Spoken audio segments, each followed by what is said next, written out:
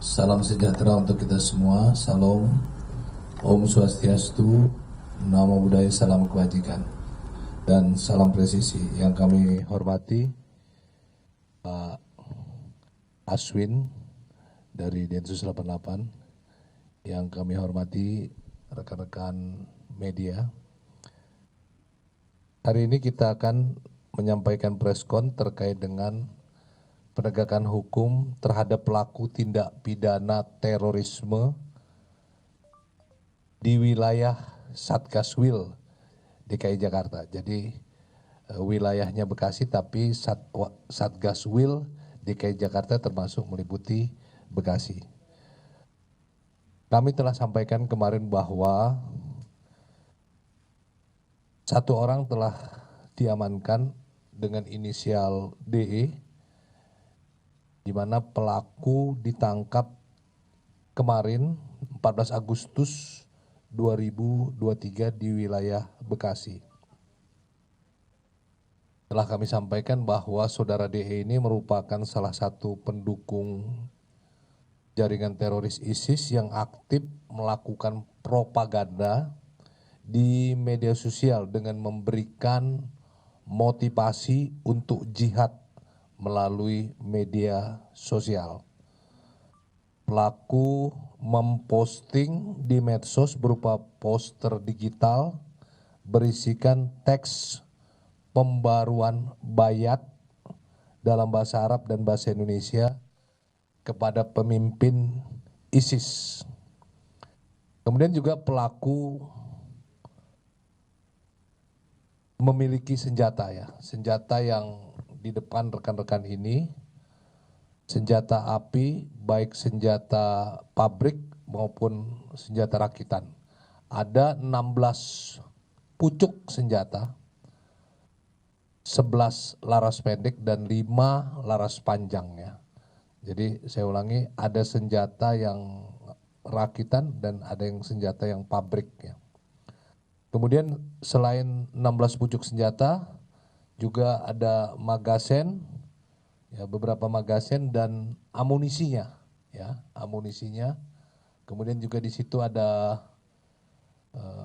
PC komputer ya, yang masih didalami dan beberapa barang bukti lain.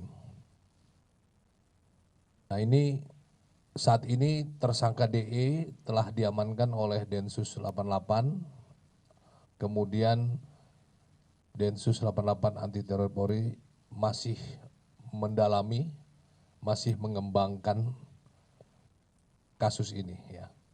Baik, untuk lebih detail penjelasannya kami persilakan Kombes Aswin untuk memberikan penjelasan. Waktu dan tempat kami persilakan.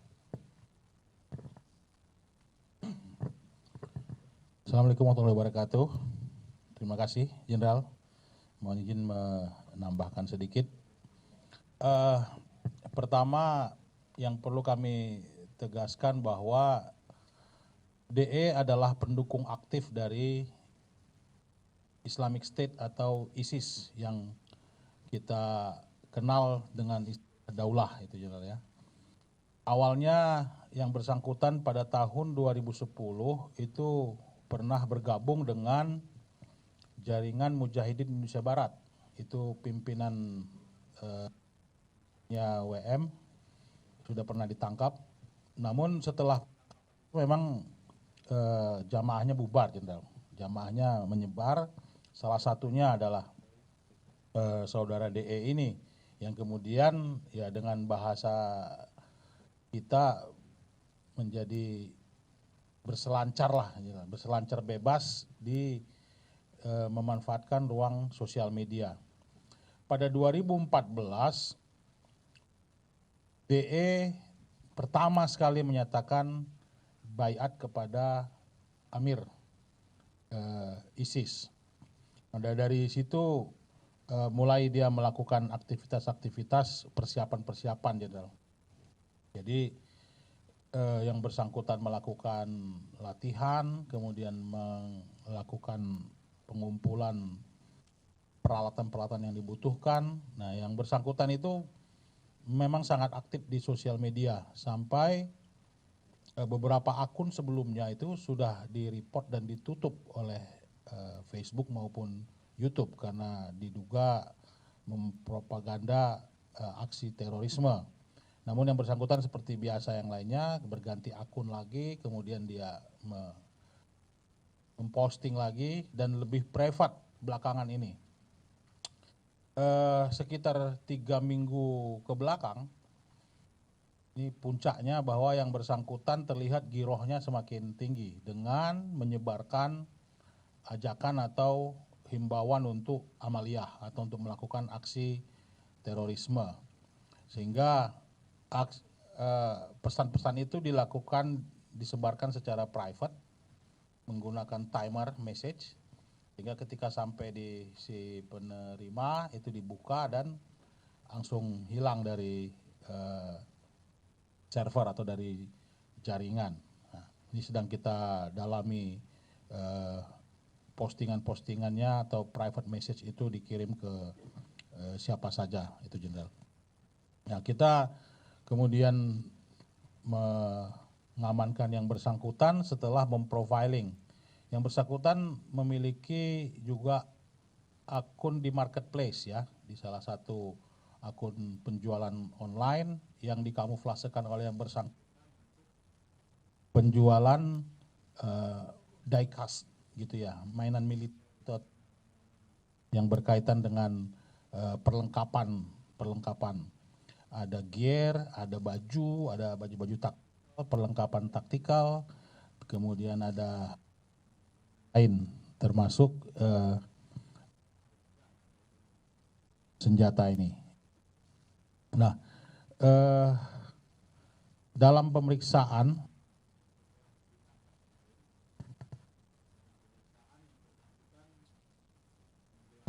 bahwa inspirasi karena memiliki giroh setelah melihat aksi pemberontakan atau kanan dari Mako teroris di Mako. Ini dalam keterangannya ini masih kita dalami, Jenderal. Sehingga yang bersangkutan melakukan latihan-latihan, ya, udah beberapa kali melakukan latihan, ya, kemudian memiliki rencana atau niatan untuk melakukan aksi kembali ke Makobrimob yang di Kelapa II dan Makobrimob yang di Jawa Barat. Juga terhadap beberapa markas tentara yang sudah dikenali atau ditandai, diprofiling oleh yang bersangkutan. Nah, dari sini kita kemudian melakukan penggeledahan ke rumah dan kita sangat dikagetkan dengan barang bukti yang kita temukan pada hari ini. Seperti tadi yang Jenderal jelaskan, di antara senjata tersebut ada 4 yang memang pabrikan, ada 5 yang modifikasi, Jenderal, modifikasi dari air gun menjadi senjata api penuh, itu ya. Juga ada 2 pen gun itu yang bisa isinya 1 peluru tuh, Jenderal, kemudian ditembak langsung ke badan dalam jarak dekat gitu ya, pen gun. Dan yang lainnya nanti mungkin bisa kita tunjukkan pada saat selesai konferensi pers ini. Ini sebelum kami akhir, kami ingin melakukan himbauan sedikit, Jenderal, ya, tentang kewaspadaan. Jadi rangkaian dari cerita ataupun kronologis si tersangka ini, sebagaimana tadi pertama dijelaskan oleh Jenderal dan yang kami tambahkan tadi, kita harus semakin meningkatkan kewaspadaan terhadap propaganda dan penyebaran konten radikal ini. Ya, jadi memang mereka masih terus berselancar di sini. Ini adalah seseorang yang tidak seutuhnya masuk dalam jaringan penuh, Jenderal, karena sudah bubar kemudian dia bermain sendiri dengan kemampuannya sendiri, kemudian mengumpulkan segini banyak bahan-bahan atau alat-alat yang akan digunakan untuk persiapan yang dipicu oleh ideologi radikal tersebut. Nah, yang kedua, bahwa pergerakan kelompok ISIS, pendukung ISIS dan jamaah-jamaah yang atau kelompok-kelompok yang mendukung ISIS ini tidak pernah berhenti. Meskipun tidak terlihat di mata kita mereka berkumpul, tidak melakukan aktivitas-aktivitas kelompok, tetapi perorangan juga ada ternyata, seperti DE ini. Nah, ini yang harus kita menjadi pembelajaran baru juga untuk kami dan kita semua nih, Jenderal. Dengan adanya senjata ini, mari kita lihat bahwa bukan cuma senjata pabrikan yang berbahaya, tapi modifikasi yang dari senjata air gun ataupun airsoft gun itu, Jenderal, itu juga dapat ditingkatkan menjadi senjata api dengan kemampuan itu, Jenderal, itu juga dapat ditingkatkan menjadi senjata api dengan kemampuan atau dengan keahlian seseorang gitu. Nah, ini dalam konteks ini mungkin kita perlu kerjasama nanti dengan beberapa Polda juga, Jenderal, termasuk Polda Metro di mana wilayah hukumnya ini, untuk mengungkap bagaimana ini bisa terlaksana atau perdagangan airsoft gun-nya, kemana nanti menjualnya dan sebagainya. Nah, saya kira kerjasama dari Densus dengan berbagai pihak akan semakin diintensifkan untuk mencegah dan menangkal paham radikalisme, kemudian peredaran senjata api yang sampai menyasar atau masuk ke dalam kelompok-kelompok pendukung Islamic State atau ISIS dan kelompok teror lainnya. Dari kami cukup demikian, Jenderal. Nanti akan kami coba terangkan setelah ini. Mungkin dari barang bukti yang ada bisa kita tanya jawab. Baik, terima kasih Pak Aswin. Tadi dijelaskan oleh Pak Aswin ya, bahwa kasus ini ditangani oleh Densus 88, tetapi juga tentu akan ada kerjasama dengan Polda Metro Jaya terkait dengan senjata api ya. Karena ini ditangkapnya di wilayah hukum Polda Metro Jaya terkait asal-usul senjata api ini. Tadi dijelaskan bahwa senjata ini adalah sebagian senjata rakitan dan juga ada beberapa yang merupakan senjata pabrikan.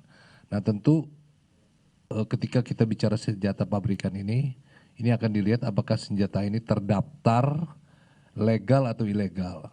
Jadi kalau dari senjata yang pabrikan yang terregister, ada nomor registernya, bila senjata ini legal maka akan tercatat di Polri ya. Tapi kalau dia ilegal tentu kita akan telusuri asal-usul dari mana senjata api ini berasal. Baik, ada pertanyaan dari teman-teman media? Nah, silakan topik dulu ya, satu-satu ya.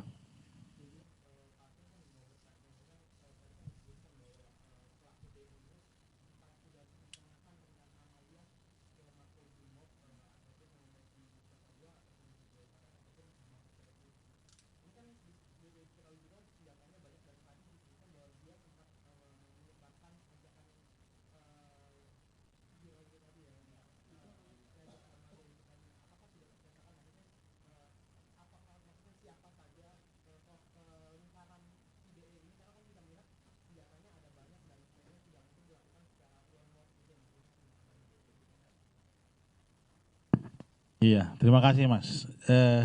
Saya kira itu menjadi apa istilahnya ya, bahan bagi penyidikan kita.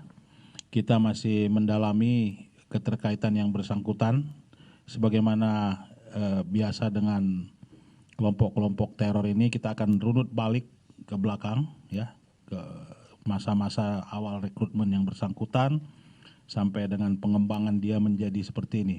Akan banyak yang akan kita kembangkan lagi, tapi semuanya masih dalam konteks penyidikan dan penyelidikan, sehingga untuk dirilis di sini belum bisa kita sampaikan. Saya kira gitu ya. Yang lain? Silakan Mas Bayu.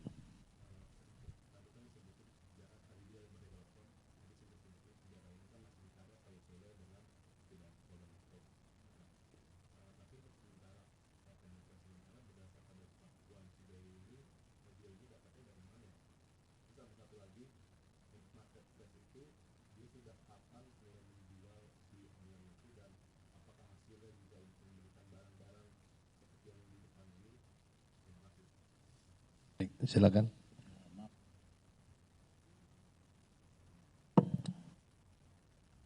Baik, marketplace itu yang bersangkutan ini kan karyawan BUMN ya. Jadi dari sisi pendapatan ataupun kehidupan, saya kira gaji atau itu sudah cukup dia. Kita memang lagi mendalami ya hasil dari aktivitas marketplace tersebut. Apakah itu untuk membeli bahan yang pertama, karena dia juga jual beli di situ. Kemudian keuntungan dari penjualan itu dia pakai untuk mengupgrade ya, dari biaya untuk mengupgrade misalnya dari air gun menjadi senjata api, itu biayanya berapa gitu. Itu karena dia memerlukan alat-alat atau komponen lain. Kemudian yang bersangkutan juga menawarkan juga ke orang.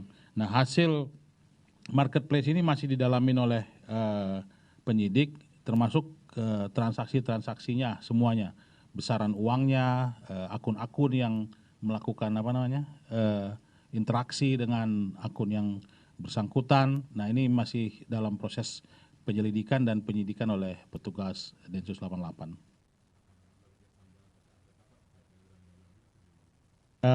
Akan banyak kerjasama dengan pihak berwenang lainnya ya, masalah keuangannya ya, online ataupun marketplace perdagangan ya, atau penjualan online, akun-akun dengan platform media berarti, dan lain-lain sebagainya. Karena kita tahu yang bersangkutan juga menggunakan akunnya juga ada yang fake juga untuk melakukan penjualan tersebut, bukan akun real dengan nama dan nomor telepon yang bersangkutan. Akun itu fake, kemudian dioperasikan oleh yang bersangkutan. Mungkin sebentar Jenderal, ini kita bisa tunjukkan mana yang mungkin bisa bantu Pak Gatot atau sini ya. Ya, senjata yang dimaksud tadi. Sebentar ya. Satu itu.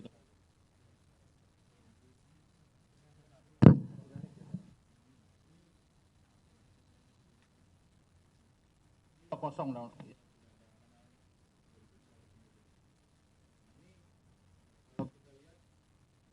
Ya, sudah menempeli label label IS.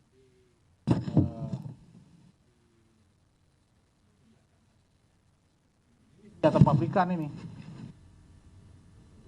Dan nanti akan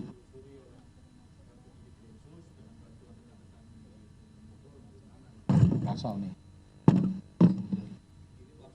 Pabrikan ini.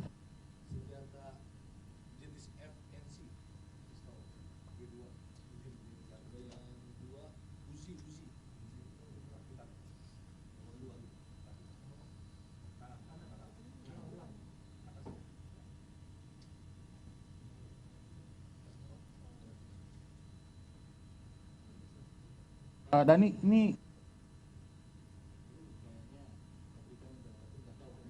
senjata api laras panjang jenis Uzi Ingram. Nanti kita masih akan ke lapor Jenderal.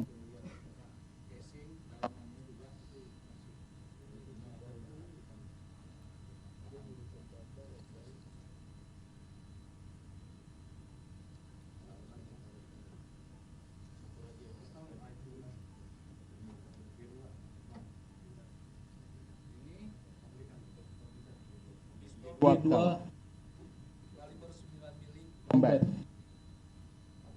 Pabrik Jenderal, ini buatan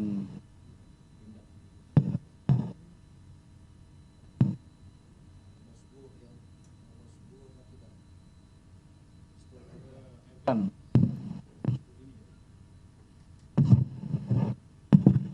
Ini air yang dimodifikasi. Iya. Ikannya yang sama dengan api.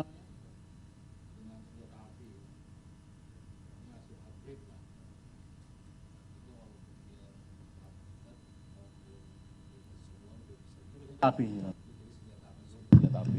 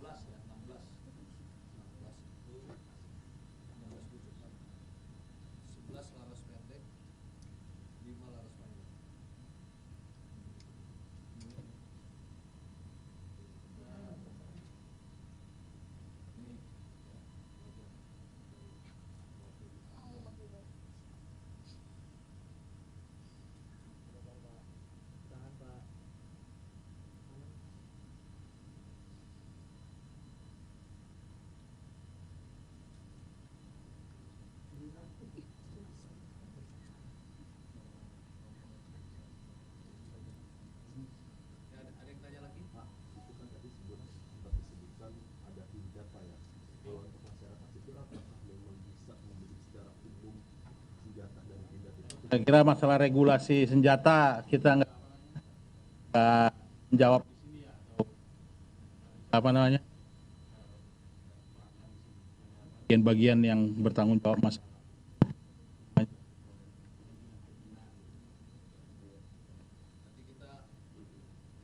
Tadi sudah saya jelaskan bahwa tentu ini masih didalami.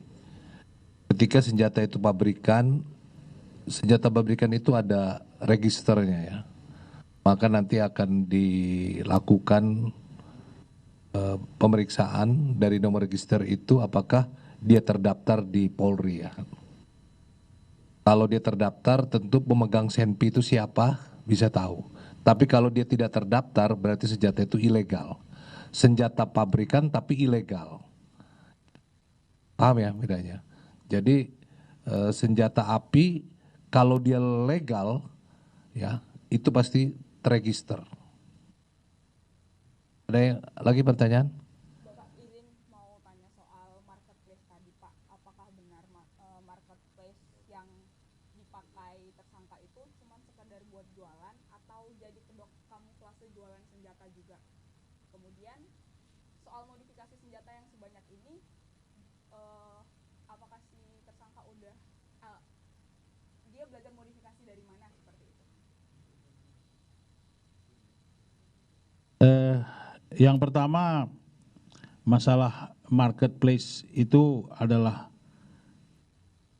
kamuflase memang. Kalau saya bicara dengan penyidik, kita menyimpulkan memang itu sebagai sarana dia untuk mencari uang juga, tapi juga untuk menyamarkan aktivitasnya terkait dengan barang-barang ini. Sehingga kalau kita bilang wajar dia menyimpan peluru karena dia jualan seperti itu Jenderal dan sebagainya. Nah ini masih didalami juga sebenarnya sejauh mana aktivitas akun yang bersangkutan tersebut di marketplace. Apakah memang benar-benar sebagai jualan saja untuk mencari uang ya atau juga sebagai sarana-sarana lainnya Jenderal. Jadi nanti akan kita update Mbak ya sampai sejauh mana karena yang bersangkutan baru kemarin juga kita tangkap, akan ada pengembangan lanjutan nanti.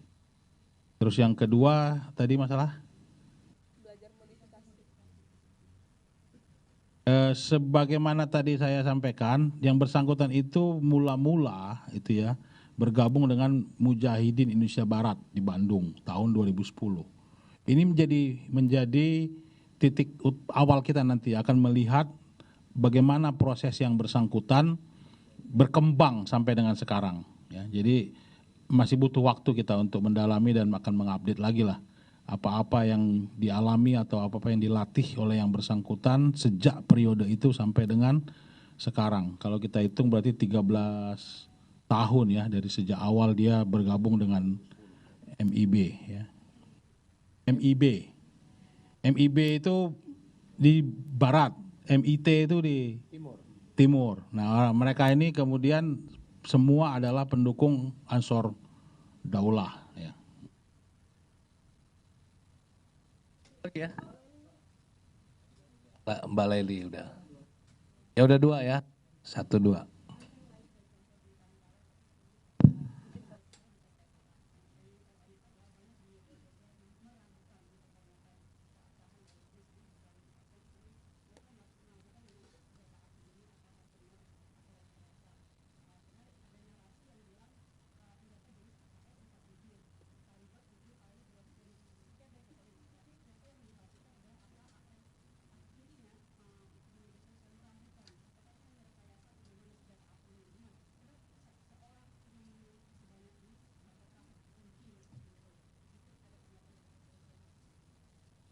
Baik, kita nggak membahas sosial media atau tanggapan sebenarnya ya, karena penyidikan punya langkah-langkah yang akan dibuktikan di pengadilan mengenai asal-usul barang buktinya.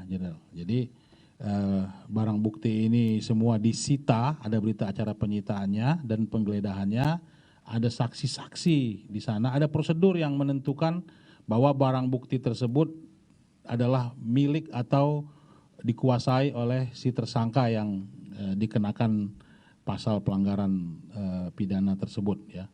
Jadi saya kira saya nggak pengen membahas apa namanya itu medsos ya seperti itu. Tapi prosedur penyidikan ada caranya untuk menentukan alat bukti ini milik siapa sebelumnya. Mengenai kepastiannya tadi sudah saya sampaikan bahwa antara casing, spare part isi dalam dan lain-lainnya ini masih akan dibawa ke mana? Ke laboratorium untuk diteliti apakah ini asli dalam bahasa artinya total semuanya adalah bahan pabrik ataukah sudah ada perubahan, tambahan. Nah ini akan butuh waktu. Hanya memang kalau terlihat casing dari luar seperti itu ya seperti itu. Saya mungkin tidak ahli senjata misalnya. Saya mau menyebutkan yang mana Uzi tadi seperti tadi, oh ini seperti ini. Uzi ini mungkin ada banyak tipe juga, saya juga nggak bisa melihat. Makanya penyidik menyimpulkan setelah menerima laporan pemeriksaan nanti dari laboratorium. Ini senjata apa, isi dalamnya apa, casing luarnya apa, dan seterusnya. Jadi saya kira prosedur itu adalah prosedur pembuktian yang dimiliki oleh penyidik, nanti akan dilengkapi satu persatu ya dari proses yang sedang berjalan sekarang. Gitu. Satu lagi.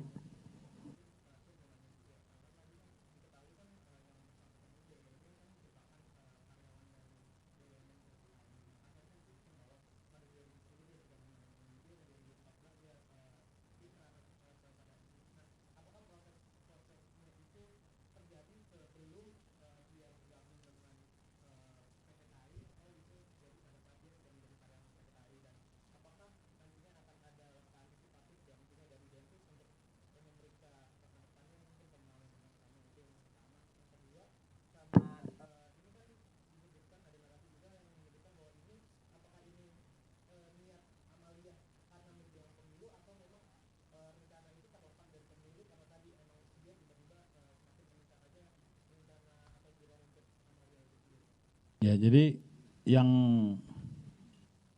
pertama tadi apa bilangnya? Proses.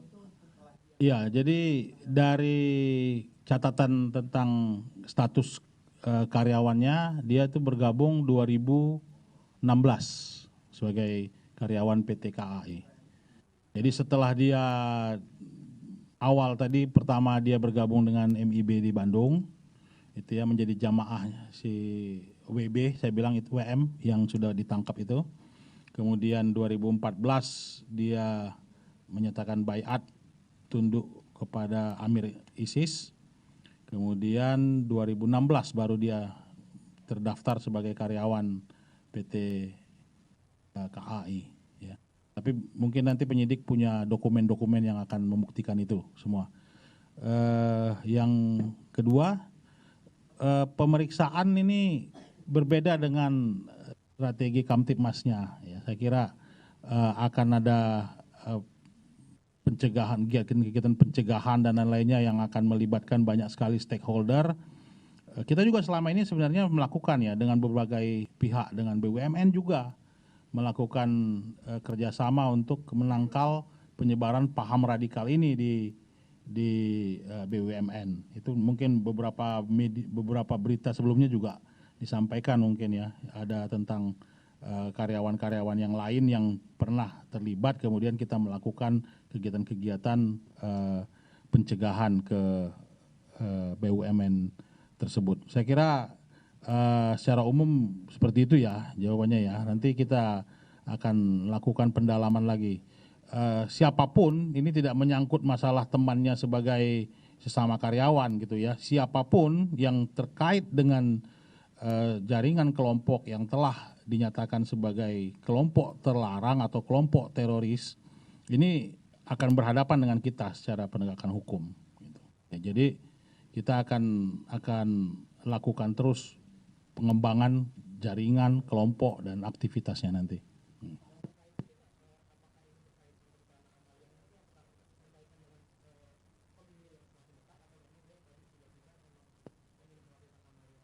Sementara ini baru dari keterangan yang bersangkutan bahwa girohnya itu naik setelah melihat tayangan di televisi tentang perlawanan napi di Mako Brimob. Dan dia pingin,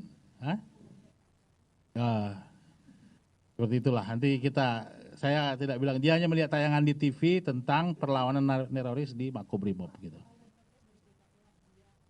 Perbaikan.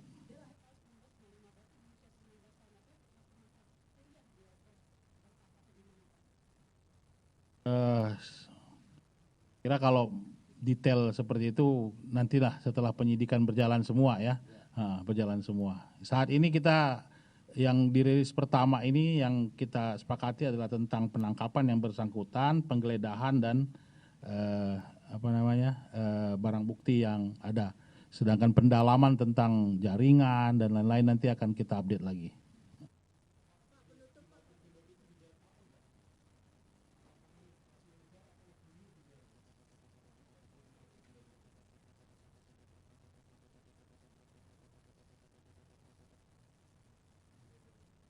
Cukup ya?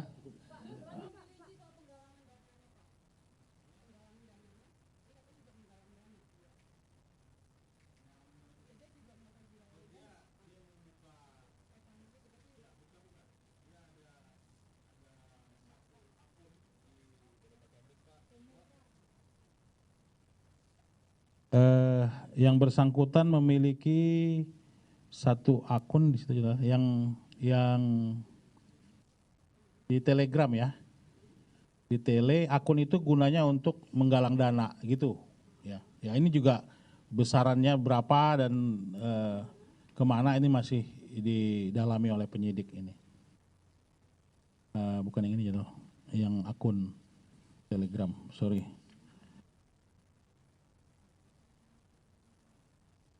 Ya. Nanti kita perjelas lagi deh dengan penyidik ya supaya prosesnya. Tapi untuk saat ini dari proses penangkapan, penggeledahan dan barang bukti dulu yang akan kita kita expose gitu. Baik, sudah cukup. Ya.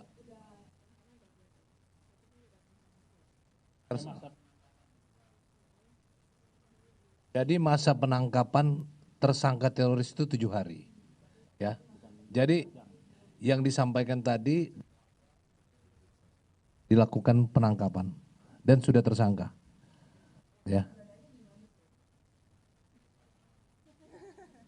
Baik, terima kasih rekan-rekan. Wassalamualaikum warahmatullahi wabarakatuh.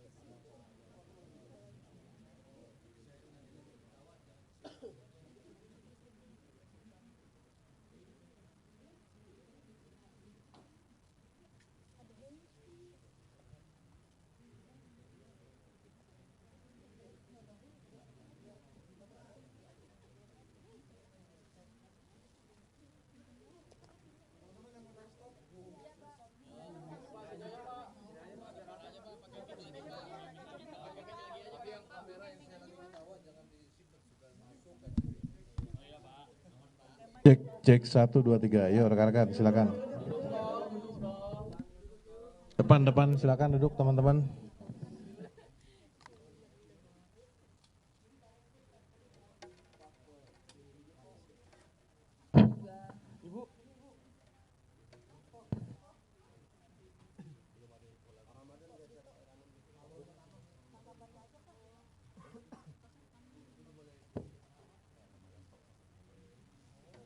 Ini cuma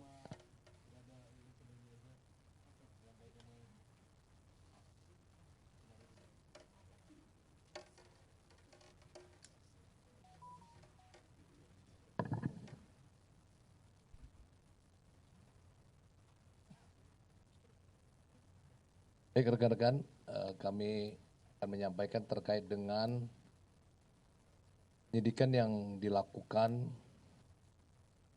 oleh Barreskrim terhadap tersangka KS ya. Mana tersangka KS ini kita sampaikan bahwa berdasarkan laporan polisi oleh saudara AK pada tanggal 5 September 2022 yang lalu. Kami sampaikan bahwa tahapan-tahapan penyelidikan dan penyidikan telah dilakukan sesuai dengan prosedur. Jadi bila ada yang menyampaikan hal-hal kriminalisasi, kami sampaikan tidak ada dari pihak penyidik yang mengkriminalisasi terhadap terlapor. Kemudian kami sampaikan kemarin Senin tanggal 14 Agustus 2023, Saudara KS telah hadir memenuhi panggilan penyidik dan telah dilakukan pemeriksaan dari pukul 11.30 sampai dengan pukul 21.00.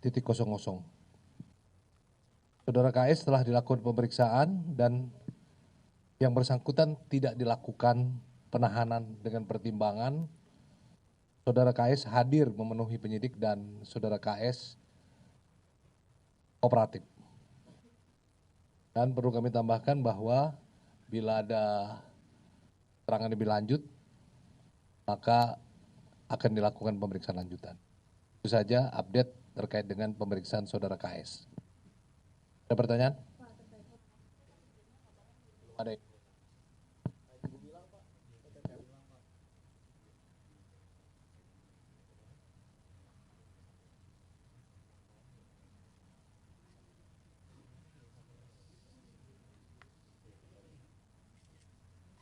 Sudah kita sampaikan kemarin, nanti update-nya sore lagi ya. Dalam proses. Oke, tunggu aja. Dalam proses.